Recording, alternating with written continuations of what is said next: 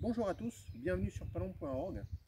Comme je vous l'ai expliqué lors de mes précédentes vidéos, je vais vous expliquer aujourd'hui la stratégie du numéro 2 pour positionner un mirador fixe. Alors, la règle, elle est simple.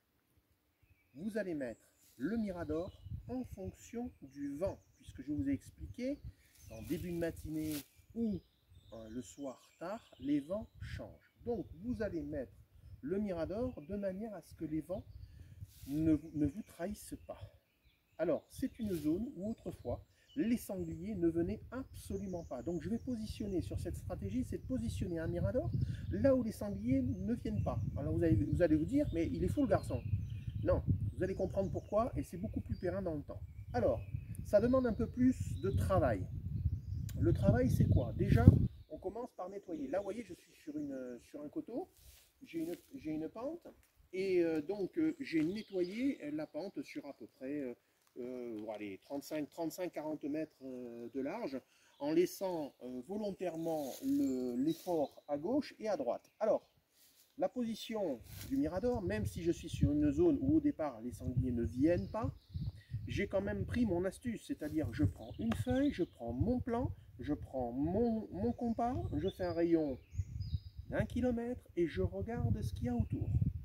Qu'est-ce qui se passe? Ici, j'ai un fort devant moi qui est à environ 200-250 mètres. J'ai un autre fort ici qui est à peu près 90-100 mètres. Et j'en ai un autre derrière le mirador qui est à environ 250 à 300 mètres. Donc de toute façon, même si les sangliers n'ont pas l'habitude de passer là, ils vont automatiquement, par les travaux que je vais faire, on va mettre en place le fait qu'ils puissent venir. Alors, cette solution, elle est bien, mais comme je vous ai dit, il faut nettoyer. Ça, c'est une règle absolue. Ensuite, il faut prévoir des choses pour pouvoir les faire venir. Alors, je vais vous montrer ce que je fais, qui est en l'occurrence très très simple. Allez, venez avec moi, suivez-moi.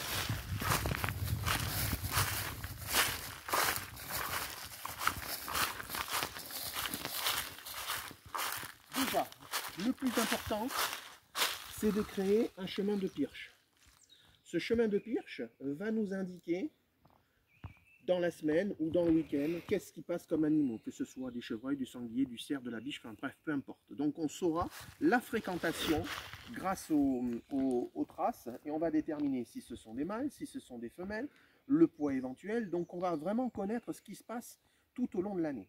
Quand on met ce genre de mirador, on commence à le mettre à partir de février-mars pour pouvoir chasser simplement fin décembre, janvier, février, l'année d'après. Donc vous voyez, on s'y prend bien en amont. Alors, qu'est-ce qu'on fait? C'est bien tout simplement, on va utiliser du goudron de Norvège sur les souches. Donc vous voyez, ici, ils viennent régulièrement se frotter. Voilà.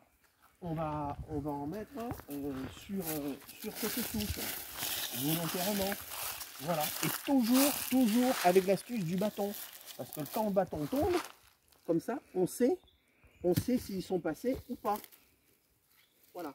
Parce qu'il y a des fois, même si pendant la période de chasse, ils sont chassés en plein jour, donc ce sont des animaux qui ne sortent pas. Ils sortent, ils rentrent le matin dans les broussailles et ils sortent le soir.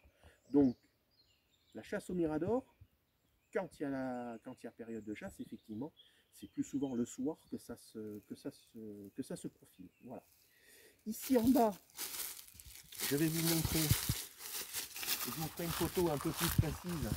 Nous avons un rondin de pin ou sur lequel nous mettons du goudron de Norvège. Je rappelle que le goudron de Norvège, c'est le channel numéro 5 du sanglier. Ça leur permet de leur enlever les tiques et les puces, donc ils en sont très friands. Et donc, une fois que vous avez mis en place ça, qu'est-ce qui va se passer? Au cours de l'année, ils vont venir de plus en plus régulièrement. Si vous avez des voisins qui ont des cultures, des agriculteurs qui ont des cultures, à ce moment-là, n'hésitez pas à pouvoir agréner au mois de juin et juillet. Voilà. De manière à ce qu'ils puissent se fixer. Après, je rappelle que l'agrainage est interdit, surtout sur le canton où on est. En période de chasse, on n'agrène pas. Mais le fait qu'ils viennent, fait que les femelles avec les petits vont pratiquer le site, alors qu'ils ne sont pas sur un chemin de passage. Il n'y a pas de coulée ici. Et au fur et à mesure des mois qui se suivent, les coulées vont apparaître. Et là, vous allez pouvoir monter au mois de juillet, au mois d'août, au mois de septembre, faire de l'observation pendant les beaux jours. Surtout le mois d'août, parce que vous allez apercevoir qu'au mois d'août, en plein jour, à partir de 8 h le soir, comme ça, comme ils ne sont pas chassés, eh bien vous allez voir sortir des animaux, sachant qu'on peut y voir grosso modo jusqu'à 10h30, 11h, voire un peu plus si le temps est clair. Donc, on a la possibilité de connaître ce qui se passe sur la propriété et de voir. Pourquoi ce système-là est plus favorable que la stratégie numéro 1 où on met un mirador mobile sur une coulée? Tout simplement, ça demande un peu plus de travail. Donc, même si les forts chez le voisin un jour sont nettoyés ou coupés, qu'est-ce qui va se passer? Même si tout est propre, même si vous avez des coupes rases, je vous garantis que vos sangliers, ils reviendront là automatiquement. Ils ont l'habitude de venir et ils reviennent. Donc ça, c'est important. C'est une solution qui est beaucoup plus pérenne et qui vous permet, même pour ceux qui sont chasseurs du brocard à l'approche ou à l'affût, brocard d'été, vous pouvez même vous apercevoir que ici, on peut, si on veut, chasser le brocard. Alors, chose importante, on nettoie, que ce soit devant, derrière, mais on nettoie aussi pour faire une prairie. Vous avez en bas une prairie que je tonds régulièrement. Pourquoi? Parce que les sangliers, ils aiment packager. Donc il faut leur donner de quoi packager. Alors bientôt, je leur mettrai de la luzerne ou ce genre de choses. Mais ce poste-là, maintenant, devient particulièrement attractif au fil des années. Donc aujourd'hui, l'hiver, quand je monte, dans 50% des cas, je suis en situation de voir du sanglier.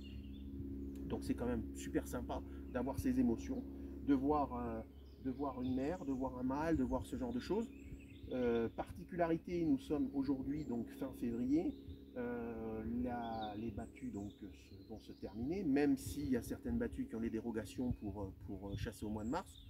Je trouve que c'est un peu une bêtise parce qu'au mois de mars, qu'est-ce qu'on va tirer? On va tirer des femelles qui sont soit suitées, soit qui sont pleines. Donc on va entamer le capital sur les années suivantes. Alors je veux bien que du sanglier, il y en a beaucoup et qu'il faut faire attention. Ceci étant dit, il faudrait peut-être un petit peu intelligent et ne plus entamer le capital. Voilà. Donc vous voyez, ici, même les branches basses sont nettoyées à la scie. Donc l'an prochain, vous voyez, il y en a encore et je vais en faire d'autres. Et vraiment, tout est nettoyé, tout est propre. Voilà. Alors, les sangliers viennent ou viennent pas, mais je vous garantis que si vous faites l'astuce que je vous dis, de nettoyer, de mettre le mirador en fonction des vents, que vous soyez tranquille, à ce moment-là, vous aurez quelque chose de comme ça, et vous pourrez vous amuser à faire de l'observation en plein été, et vous serez surpris de la fréquentation de votre site. Merci et à bientôt pour un prochain chapitre.